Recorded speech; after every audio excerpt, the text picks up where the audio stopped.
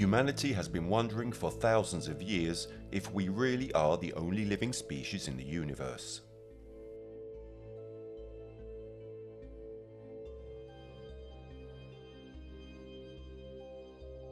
Many people are sure that we are not the only intelligent race alive in the vast infinity of space.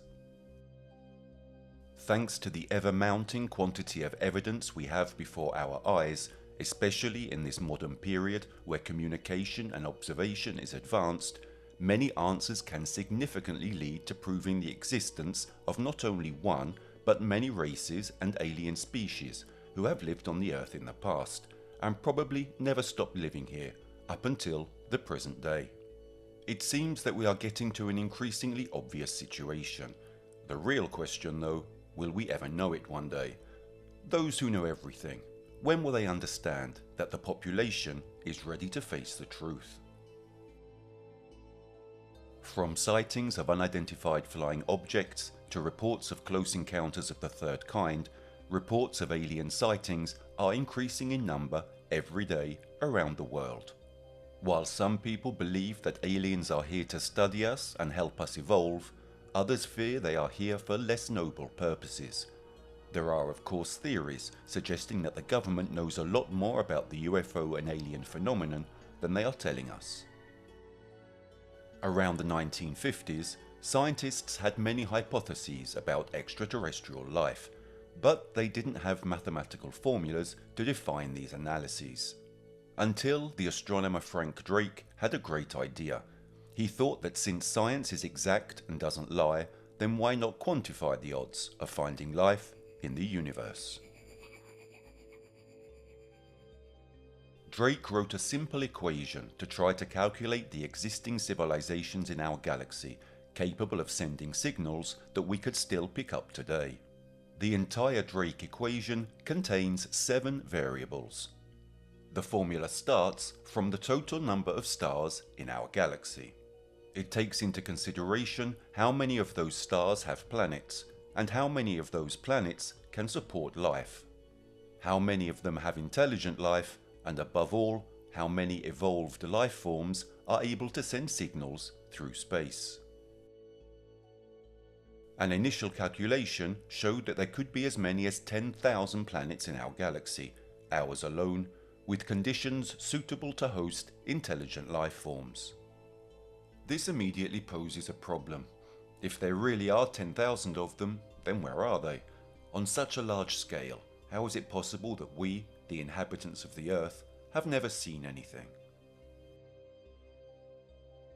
Subsequently, the astronomer took these numbers in hand and re-performed the calculation. His new count reached as many as 1 million forms of intelligent life in our skies. With such a high probability that there is life in the galaxy, many scenarios become absolutely believable. How can we deny such a high probability of life other than our own as human beings? Maybe we're the only ones in the galaxy who haven't yet discovered what's beyond our planet. We are probably the only ones who do not take advantage of all the beauty that life could possibly be. However, many people in all these years, by joining the dots, have managed to understand that surely there are other species out in the universe. Thanks to researchers, scientists, and even ordinary people, we have come to have many testimonies and proof of aliens and UFOs that have visited our planet, and who still visit it, and even live here. These alleged extraterrestrial visitors appear to be very different from each other, some being described as small grey creatures, while others as tall, slender beings with large eyes. By now it seems that there really are multiple species of alien entities.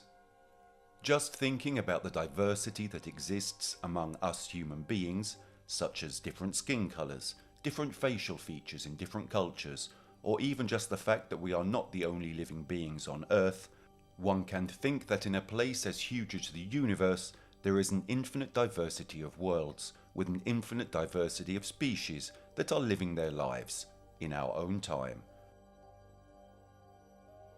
At this point, how can this option be excluded? There are absurd quantities of testimonies that describe many beings who are different from us, with powers, capable of communicating with thought, with disproportionate, anomalous features, seen here or in the skies. In the years of evolution they have lived with us, and they educated us. We are probably a result of their evolution. There may be many theories, but the fact remains that even just one true one would be enough, and it would certainly change our whole vision of the world. Sightings of UFOs and aliens are indeed a global phenomenon now, involving every single part of the world. Every year, there are numerous reports of sightings of unidentified flying objects, which cannot be explained by natural phenomena or known man-made technologies. The people have always wanted to tell the truth. They want to document what they see. Instead, the great powers have wanted to hide everything from us since the dawn of society, making us believe that we are alone in order to better control us, not accepting the beauty of life and the universe. But all this now touches many human beings who have found themselves having important encounters of the third kind in different parts of the world. Encounters with unidentified beings that have surely changed the lives of billions of people. Situations of amazement and disbelief that have always been hidden, not believed, or left unresolved for many years. People, now more than ever, want to tell their story, even if, however, in every studied case of UFO sightings, it is never possible to find an explanation. Those involved are often silenced, and everything is resolved quickly and secretly.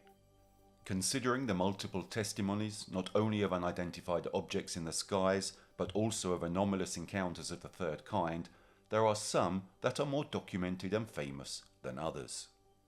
Testimonies that are clear before everyone's eyes, and which, as always, remain unconcluded and not well explained, because they are never brought to their true end. However, today we are able to tell these people's stories. The best known case of a close encounter of the third kind is certainly the Roswell case of 1947. An unidentified flying object crashed near the city of Roswell, New Mexico, and many witnesses reported seeing the remains of a disc-shaped object and encountering alien entities. This event started the legend of Area 51, and fueled the conspiracy theory about the government hiding the aliens' presence. After this event, human technology took off and progressed like never before. Coincidences? The great powers suddenly understood and invented a new vision of the world by themselves. The case of Travis Walton. Another famous case of a close encounter of the third kind is that of Travis Walton, which happened in 1975 and was the basis of the 1993 film Fire in the Sky. Walton and his team were working in the Apache Sitgreaves forest when, suddenly, an object was sighted in the sky. Walton approached the spacecraft and, thanks to an attempt to take a fragment of the object, he was subjected to an electric discharge that made him pass out and collapse to the ground. Walton disappeared for 5 days. He then reappeared and said that he woke up and found himself in a white room with beings who looked alike, who communicated through their eyes and said that they had performed medical experiments on him. The case of Betty and Barney Hill. The 1961 case of Betty and Barney Hill is another famous close encounter of the third kind. While they were driving in rural New Hampshire, the couple saw an unidentified flying object that followed them until they stopped the car. Later, they reported being abducted by alien entities and undergoing medical experiments. The case generated a lot of media hype, so much so that it was investigated by the US Air Force authorities, which tried to deny it. The case of Pier Fortunato Zanfretta. In Italy, one of the best known cases of a close encounter of the third kind is that of Pier Fortunato Zanfretta, which occurred in 1978. Zanfretta, a security guard, reported being abducted by aliens in a wooded area near Toriglia, Liguria. During the encounter, the alien showed him an apocalyptic vision of the Earth's future. The case of Jodie Foster. In 1997, actress Jodie Foster said she saw a UFO and told her friend Christopher Nolan about it. However, the description of the facts of the event told by the actress did not have the support of the press, and also for this reason, Foster ended up having to abandon the lead role in the film Contact. The case of Carl Sagan. One of the most famous episodes concerning alleged extraterrestrial alien interactions concerns the astrophysicist Carl Sagan, known to the general public for his ability to communicate astronomy in a simple and poetic way. According to Sagan's testimony, in 1954 his mother would have been shown an alien by Carl's father, who would have been very upset by the event. According to some theories, Sagan is still in possession of documents regarding that close encounter of the third kind. The Caponi case. Another famous Italian case of a close encounter of the third kind is that of Filiberto Caponi, which took place in 1993. And it is precisely on this case that our attention should be focused a little more. We are not only faced with a very important case of a close encounter with verbal testimonies, but it is the first time that we also have recognized, authentic, certified, true photographs of an extraterrestrial on our planet. Polaroids, various Polaroids of a small and frightened creature in the Italian woods. On May the 9th, 1993, Filiberto Caponi had his first close encounter of the third kind with a being never seen before on Earth. Filiberto has now told and explained his story many times and to many people, and like all events of this type, it has been believed, it has been denied, it has been denounced for many years. By now, however, we are all able to recognize that there really could be some reality in all of this. We can open our eyes and allow ourselves to find some truth in this story.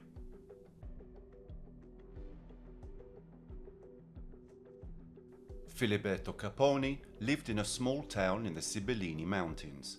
At the time, he was only 23 years old, so he was just a young man.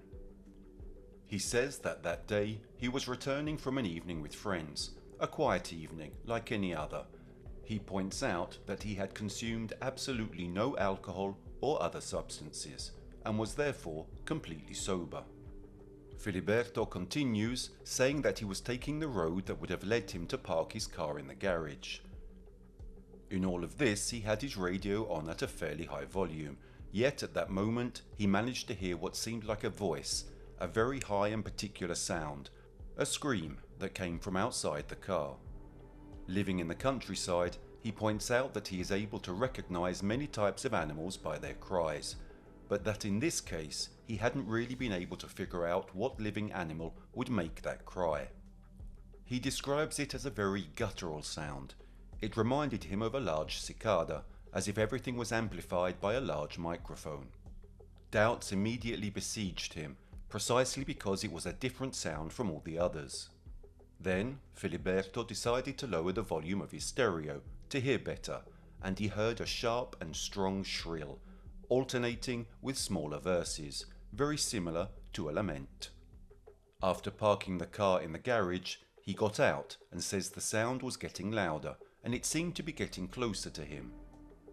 He didn't quite understand if it was him who was approaching it or vice versa, but initially he didn't see anything, he just heard the cries. He decides to retrace the route taken by his car, but on foot, backwards, and as he goes towards the origin of the sound, he stops at the corner of the street. A strange play of lights had been created, forming a dark triangle due to the placing of the wall and the lamppost. And that's when Filiberto realizes he's not alone. He makes something out right in the heart of that dark triangle. He initially describes it as a kind of gnome. The upper part of its body is dark, the lower is light. He realizes that it could be a living being. The closer he gets to it, the more its cries decrease, as he perceives it. He approaches the being, standing about 2 meters from it. Being so close, he manages to see that it looks like a leather or plastic bag, and convinced of this, he decides to stamp his feet on the ground to see its reaction. The being leaps at least a couple of meters into the air, and it comes to life by changing its shape, assuming a picturesque humanoid form.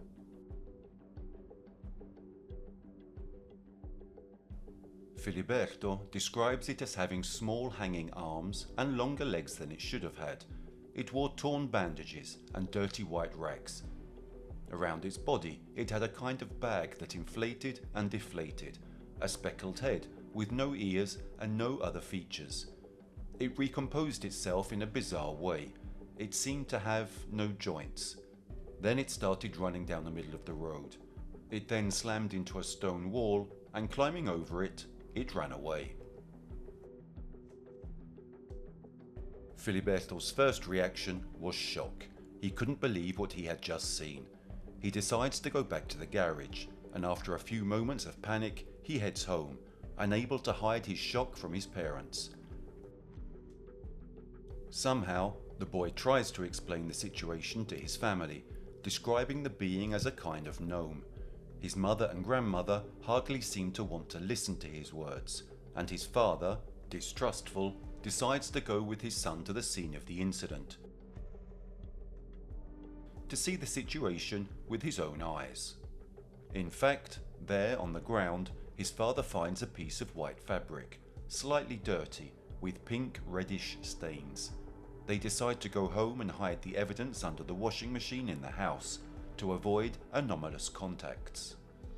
Unfortunately, the next morning, the piece of fabric is gone, and Filiberto points out that even during that night, he heard the high-pitched and non-human sound very close to their home, discovering later that he was not the only one in the village to see and hear the being that night. Many inhabitants had heard strange noises, farmers saying that something had frightened the sheep. After this confusing and absurd experience, Caponi and this creature will meet on several occasions at different times. But what makes this story unique in the world is the presence of officially recognized photographs taken by Filiberto himself, from his second encounter to their last. What that creature could be tormented Filiberto continuously. He spent several sleepless nights constantly thinking about that being. Like many others at the time, Filiberto owned a Polaroid camera that he kept in his room, and it was precisely on the night of May the 9th, considering that he had spent many long nights awake, that he heard that loud, high-pitched and particular sound again. He immediately got out of bed, grabbed his Polaroid, threw open the door of his house, and from the corner of the neighbor's house, he saw a shadow stretching along the sidewalk. The being announced itself with its shadow, which then started approaching him. Then he loaded his camera and prepared to take a photo when the creature reached him. He heard the sound of small steps in the silence of the night, small, almost mechanical noises, signaling that the being was approaching.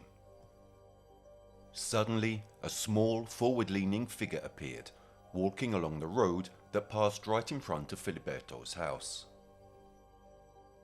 In that moment, he stamped on the ground twice with his foot to scare the being, to show him that he was there. But nothing. The being continued to advance. This is the exact moment that Filiberto, in a panic, decided to take the first photo. The flash from the camera froze the being for a moment. Then it turned on its heels and started running in the opposite direction. Filiberto removed the first photo and placed it on the doorstep of his house. The being was running away, and Filiberto started running after it, with the camera held up to his eyes. The being ran faster and faster, and Filiberto decided to take another Polaroid. After the flash, the creature screamed intensely and Filiberto fell, slamming onto the ground. Unfortunately, the being ran away and the boy remained on the ground. After all this confusion, Filiberto's father woke up and found his son outside the house, terrified, but this time with evidence. The two decide to go back inside and wait for the two photos to develop, because a Polaroid picture requires about 15 minutes to do so. His father apologized to him for not having believed him earlier, because those photographs perfectly portrayed a being. It was certainly an extraterrestrial, an alien, or at least a creature that had never been seen before on our planet. In these first two photos, you can see this little being with its head leaning forward, and you can also see part of its nape when it runs away, and another strange bundle it's wearing can clearly be seen. In any case, Filiberto and his father officially had two elements of proof of the existence of something beyond their knowledge, something that probably had nothing to do with life on Earth. Later that night, the photos were placed inside a box that also contained other items inside. Filiberto puts it on the bedside table and decides to try to get some sleep, if he is able to. The next morning, he wakes up and immediately smells something burning inside the room. He quickly discovers that the smell comes from the box where the Polaroids had been placed. He opens the box and notices that the photos have been modified. It was as if they had been burned, but without holes or signs of burns. Simply the images were now in relief. The surface of the photo had swollen. In fact, the photos that they now saw did not portray the form of the being accurately, Filiberto points out. In the photos you can see a kind of egg, but you can't see the head sticking out, which could initially be seen. It seems that it was the being that burned and edited the photos, probably to leave no traces. Then there is also the missing piece of cloth hidden in Filiberto's house during their first meeting. Maybe that had been recovered by the being itself too. As mentioned, Filiberto had numerous experiences with this extraterrestrial being, and in fact they don't end here, because there was actually a third meeting, an encounter that also gives us other proof and another official photograph. The incident takes place on August the 10th, more precisely on the night between the 9th and the 10th, the night of San Lorenzo in Italy, otherwise known as the Night of Shooting Stars. August the 10th was Filiberto's birthday, and as he does every year, he decides to go and look at the sky to see some shooting stars. Initially, everything was normal. He hadn't noticed anything, but at a certain point, in a corner, Filiberto realizes that a figure was present. It was sitting there, in full view, almost as if it were posing. The boy didn't even hear it. He didn't notice its arrival at all.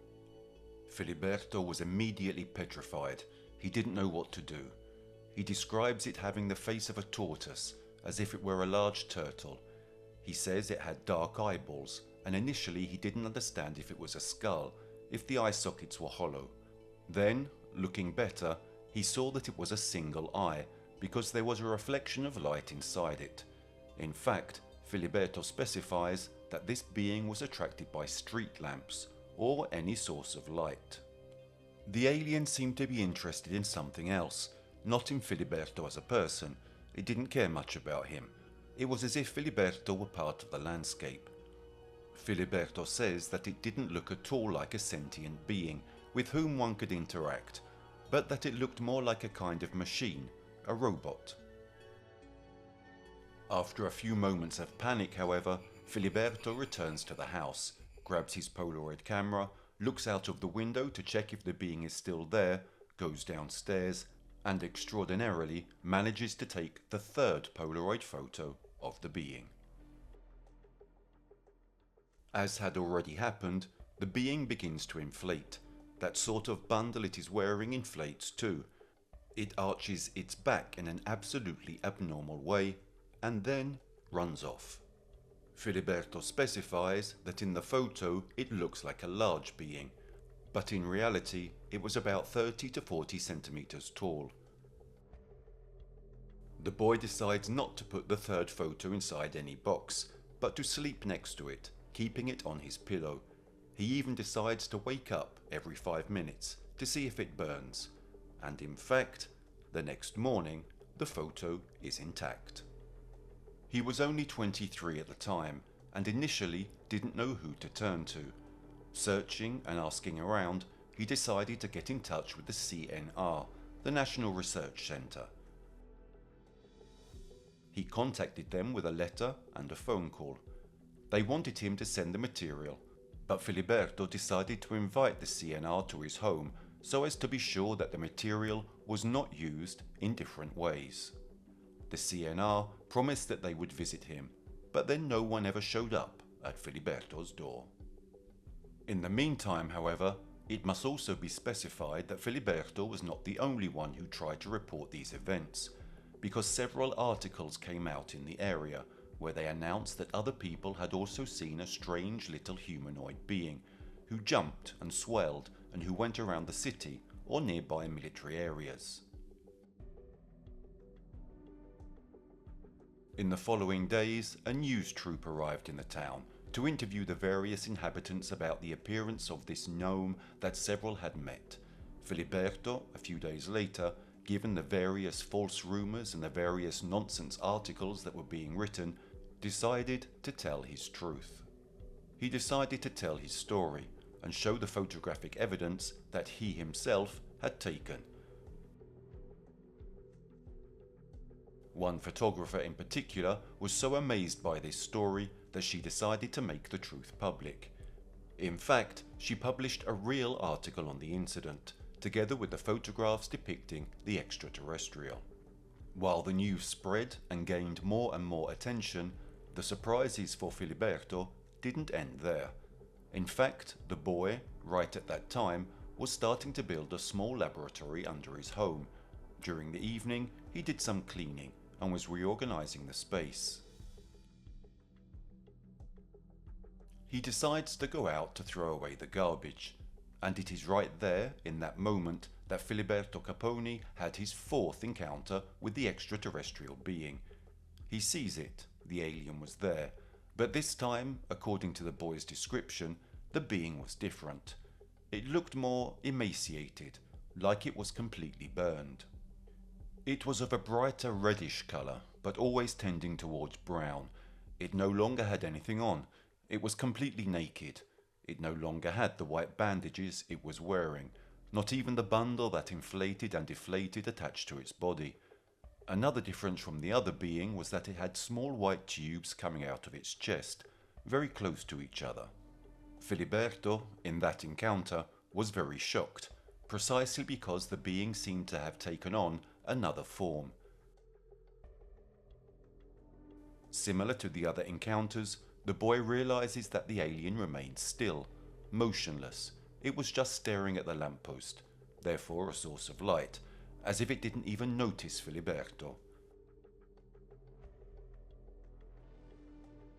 Taking advantage of the situation, he runs into the house to get his camera, and once again manages to take 2 authentic Polaroid photographs.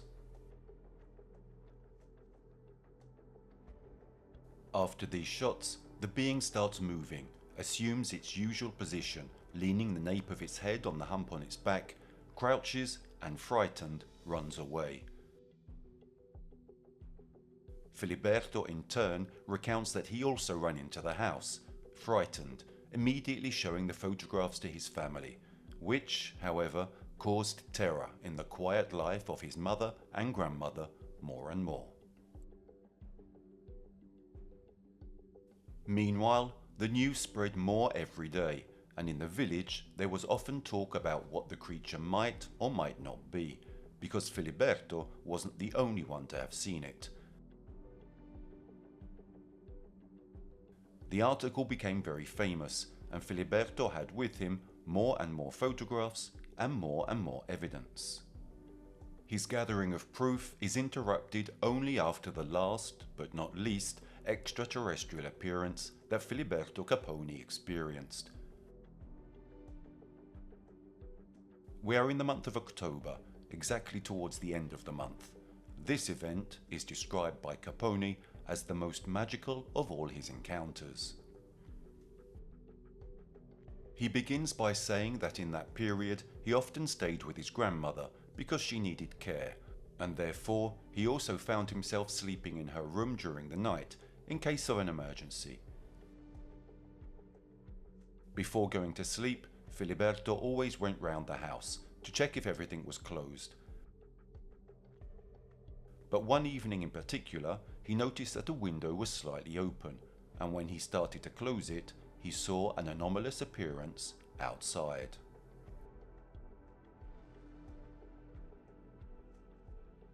It was the creature once again. It was standing motionless in front of an abandoned house right in front of the boy's house.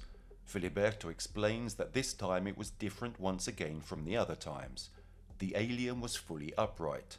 It was the first time he had seen it standing erect, reaching a height of about 70 centimeters.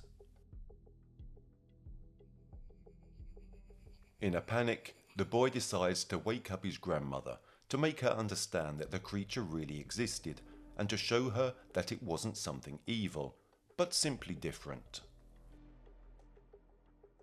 After many attempts, he manages to convince his grandmother, and together they go outside the house to see the creature that is still standing motionless in front of the abandoned building. They decide to stay at a certain distance, and when the alien is clearly in view, Filiberto is amazed by his grandmother's reaction. He thought she would be frightened, that she would scream and she would react with shock, but the exact opposite happened. It is as if a link had been created between his grandmother and the creature. The woman immediately felt a great sense of empathy and tenderness for the being, a connection, as if it had spoken to her telepathically. Literally a magic moment. In all those encounters, Filiberto had been focused on understanding what the being was, without ever thinking about why it was there and that maybe it needed help. In fact, his grandmother's first reaction was to ask Filiberto to leave the being alone, because she understood that it shouldn't have been there, that it was in the wrong place, and surely they were just making things worse. She said that they should leave it alone because it was none of their business. Filiberto, even more shocked by his grandmother's reaction, decides to approach the alien, scaring it. The being immediately emits a grunt and runs away. Filiberto doesn't hesitate, and with his grandmother yelling at him not to go, he starts chasing after it. They are both under a dark arch. Filiberto says that the being entered the arch but didn't come out, so for a long moment they remained in the same place, in the dark. But here too Filiberto reiterates that there was no kind of anomalous event. He manages to take the last Polaroid of the being and then runs home, to his grandmother. This Polaroid is the most disturbing, where the features of the creature can be seen almost perfectly. Now, in an upright position, it seems that we can categorize it as a flying humanoid. This is the last piece of the various photographic evidence of the story of Filiberto Caponi. At the time, a simple boy who experienced the most sensational close encounters of the third kind. Filiberto's story does not end simply with some photos in hand, therefore with clear evidence of a possible lost extraterrestrial alien, probably by mistake, in our solar system. Because when these questions arise, when we talk about UFOs, it seems that everything happens in a precise and fast way. Apparently the Italian police were also interested in Filiberto's story, wanting to hide the truth, leading to Filiberto having to lie about what he had been through. Initially, Filiberto was contacted shortly after the famous article with the photographs, first by the CUN, then by various ufologist scholars, and finally he was contacted by an Italian TV program where he decided to participate to tell his story.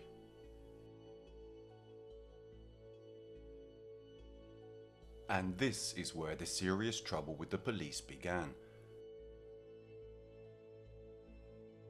A few days later, the news had become worldwide, and the police immediately showed up at Filiberto's door.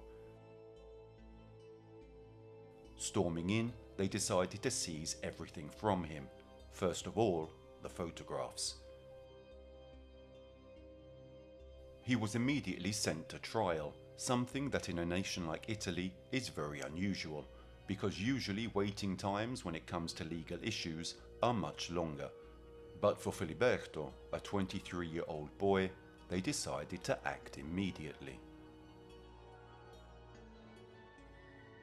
Filiberto now officially declares that he had literally been put in such a condition that once he got out of there, he had to redimension his story. He had created too much chaos within society. Filiberto was criminally charged for disturbing the public peace and for spreading false or tendentious news. In the police reports, Filiberto read that during that period, people were calling, scared to death, after seeing the news on TV, thinking about the strange being that roamed the city.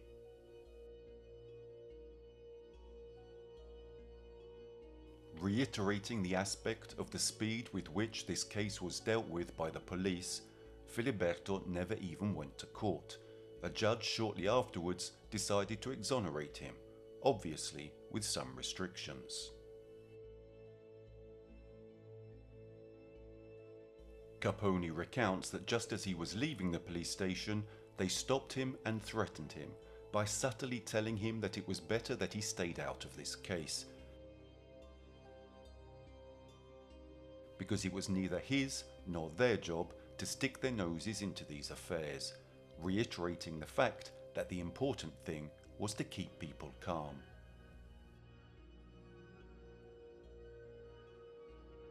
However, an unusual doubt remains, that they took this matter extremely seriously, unlike many other situations with a higher degree of urgency. The photographs were seized for 5 years, Filiberto points out. Thanks to a famous Italian art critic who then became interested in the boy's story, Filiberto managed to get back his Polaroids. According to Italian law, after 5 years that material remains with the police, it automatically passes from seized to confiscated, thus passing into their property. It was really a lucky coincidence that Filiberto, just within the limit of 5 years, with various legal aids who requested an act of release from seizure, managed to get back his photos. He was accompanied to court with 2 lawyers and a guard. The photographs were inside an envelope closed by sealing wax, with a stamp on it. The Polaroids were opened, and, without recording anything in the official records, Filiberto was given a container, like a briefcase, quite futuristic for the time, and had been told by the state to keep the photographs inside it for the rest of time. In the case the boy wanted to see them, he could open the briefcase for a limited time of 5 minutes.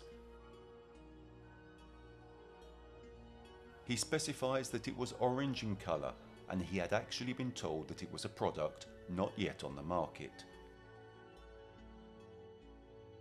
It was used in very few secret structures, but that it wasn't harmful. It was only used to store the photos to avoid deterioration.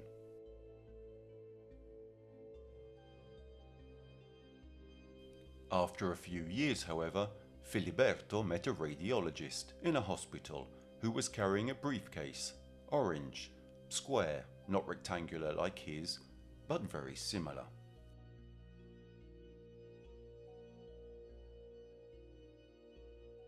Curious, Filiberto then discovered that it was a new type of container which they used to store X-ray plates so as to avoid deterioration. Why did they give an object of such great value to an ordinary boy for mere photographs? Filiberto concludes his story, pointing out that first, when he checked the photos, he noticed they had been examined a lot. Most of them were scratched and numbered. Behind the photos there were even missing pieces that they had removed, cut out to better analyze the material. And second, that the secret orange briefcase that had been delivered to him had really not been officially documented, that in the final release report everything that had been given back to Filiberto was recorded. Except for this particular orange container. How come? Why did they have to hide this detail? All of this makes one think about how important these photos were considered. It makes one think about how much this situation, if made public, could really change the evolutionary course of history.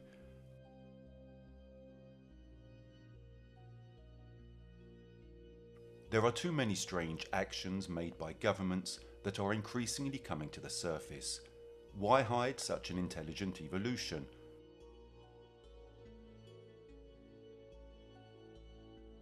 The whole story of Filiberto Caponi, which is only one in a million, is it possible that it is all made up? But why? For what purpose?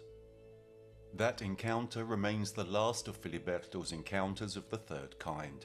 He is now 52 years old and claims that he has never had to deal with similar situations.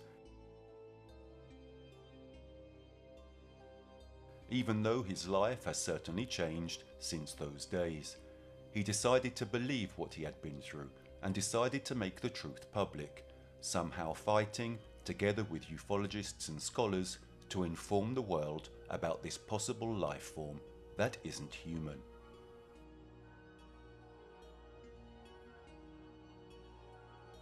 Filiberto also points out that the place where he lived has always been recognized as a mystical place with regard to the UFO topic.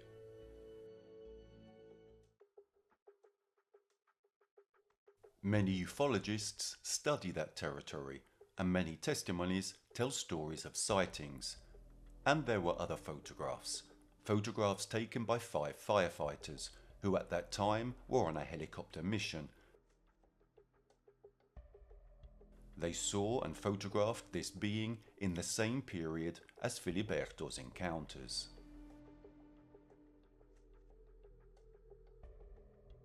These photographs were obviously seized by the police, and the recordings from that day were also withheld. In these recordings there are the 5 firefighters who report seeing a flying humanoid, which was literally about to crash into them. They declared that they had to make an emergency maneuver to avoid it, then they had to land to check the status of the vehicle. When the pieces of the puzzle come together, the truth can come to light. The creature that Filiberto met is certainly very special. It could take on many forms and could communicate with thought.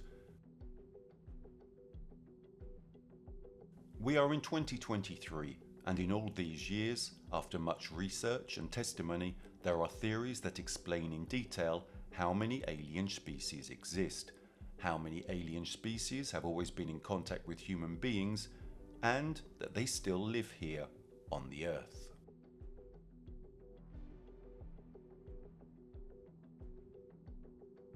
If we try to create an identikit based on sightings and numerous contacts, the conclusions that will eventually be drawn will not be so far from the truth.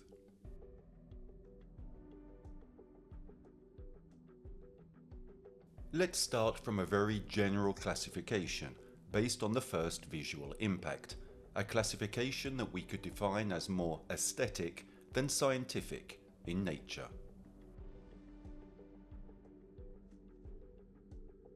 Humanoids.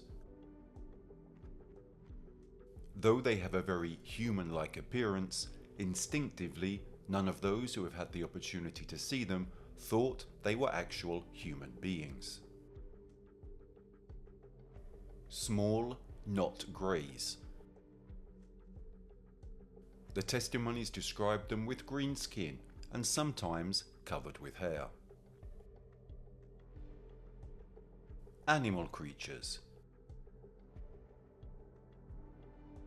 Beings very similar in appearance and movement to animals. Robotic creatures. Clearly mechanical or metallic looking beings, sometimes completely made of metal or of a very similar substance. Then there are some species which are the most important and which are part of the macrostructure of the alien races. The Greys. Probably to be assimilated to altered states of consciousness or to visual expression stimulated by external elements. They would be, in practice, the aliens described in the films that many claim to have actually seen. The first case in which they appear is clearly identifiable with that of Roswell.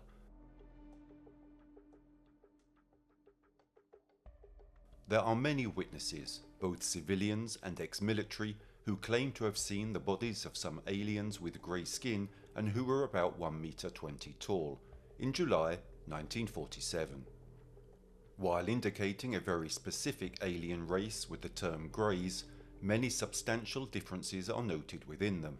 This leads us to think that there are various species of Greys, perhaps with the same intentions, but not all similar to each other.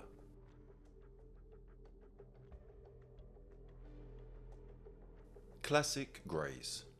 Height, about 1 meter 20.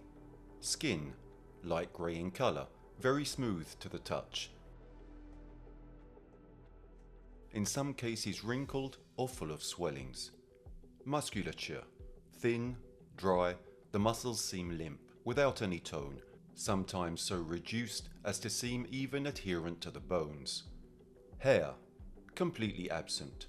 Only in some cases it has been described as dark or light blonde in colour, but it is very probable that they were hybrids.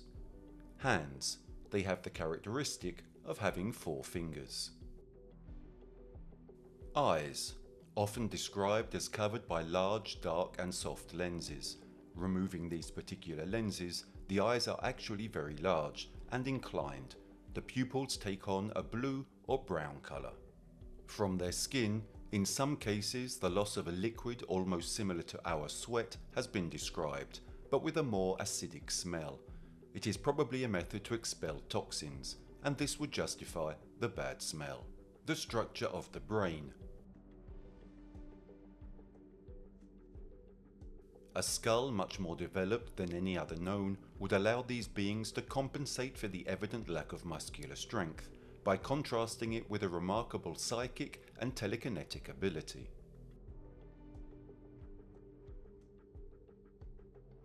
The many testimony reports regarding their ability to move surprisingly fast has given rise to the hypothesis of a possible interaction or manipulation of space-time.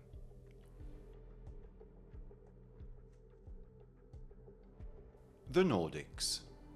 The first to mention these extraterrestrial creatures, later catalogued under the name of Nordics, was the famous American contactee George Adamski.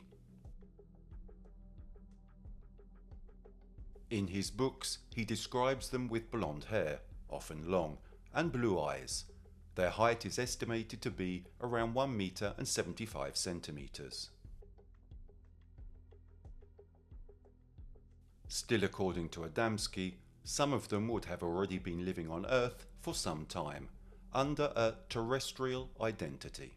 Another great supporter of this alien race is the Swiss Edward Billy Mayer, who openly stated that he had had many contacts with them, especially in the years between 1976 and 1979. Even the Admiral and great US explorer Richard E. Byrd reports to have had contacts with the Nordics. The events took place in 1947, but the description of the aliens does not coincide with the one previously reported. Classic Nordics. Height: approximately 1,90 m to 2 meters tall. Skin: light in color and free from defects. Musculature: prominent but at the same time harmonious. Hair: light blonde. Hands: similar to ours with 5 fingers. Eyes: mostly light in color, larger than normal and set fairly slanted. They appear to possess the same reproductive abilities as us humans, and the ability to change their molecular density using thought. Reptilians. The reptilians are also particularly well known because they are part, or seem to be part, of that mysterious historical heritage so dear to fantarchaeology. Legends and stories from all over the world tell of beings with features very similar to those of reptiles. Seth, the Egyptian god to whom the crocodile was sacred. Yam, the dragon god of the sea of the Sumerians.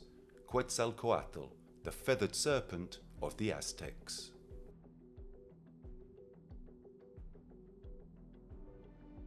Rereading the testimonies on the matter, it seems that there are several reptilian races, some also of the amphibioid type, that is, with the ability to survive even in water, others of the insectoid type, due to their resemblance to insects. Classic reptilian. Height: about 1,80 m to 2,20 meters tall. Skin: hard, smooth and scaly, brownish in colour. Musculature: strong and often far superior to that of humans. Hair: completely absent. Sometimes ridges or bumps have been noted on the skull. Hands: the hands have 4 fingers, 3 plus an opposable thumb. Eyes: quite large, with a golden iris and pupil. Physiology and posture very similar to humans. They certainly possess the same reproductive capacity as we do. The Anunnaki. Revered as gods by the Sumerians, it is assumed that they actually come from the planet Nibiru.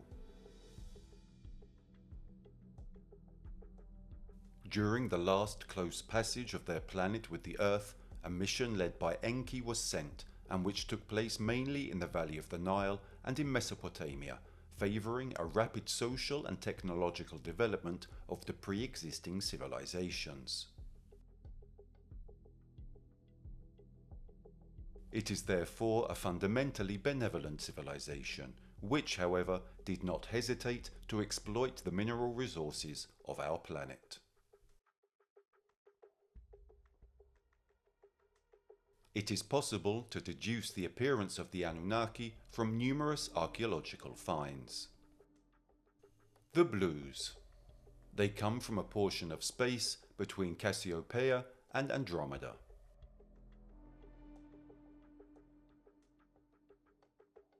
They are about 190 to 200 centimeters tall, are completely blue, and sometimes have a ridge on their head in the shape of a crest. They are thin but very strong. They have eyes slightly larger than human eyes and have no ears.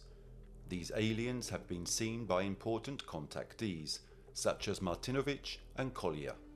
The Blues are not only based on space exploration and technology, but above all on spirituality.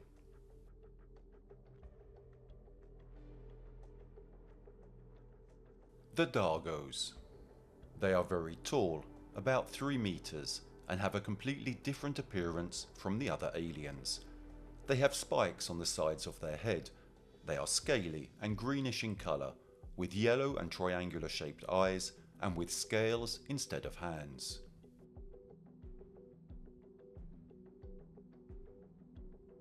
The Dagos have also been sighted in Italy by Fortunato Zanfretta, who was kidnapped several times by these beings. As well as in Italy, they have also been sighted in many countries of Latin America.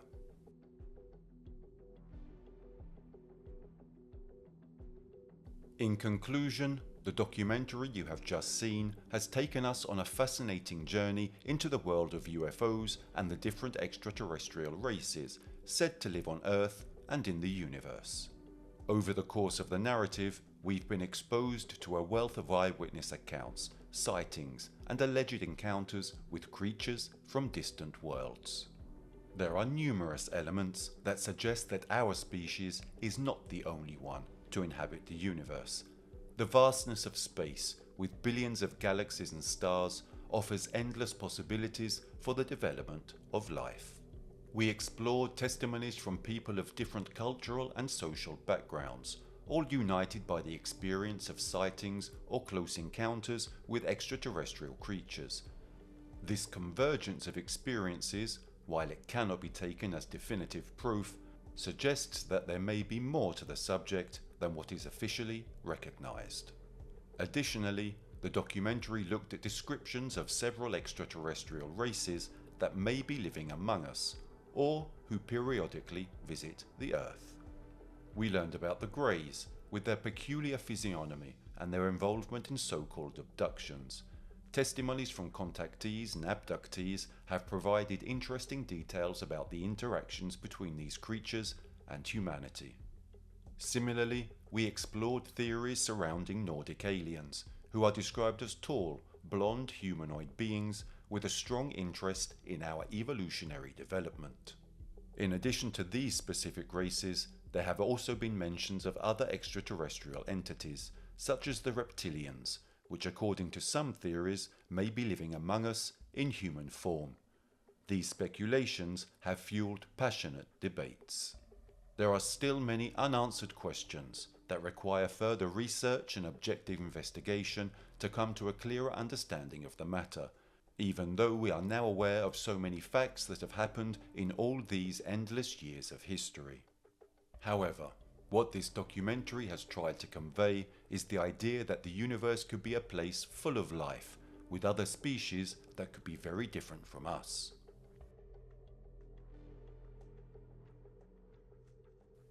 This possibility raises important questions about our position and our role in the infinite fabric of the universe.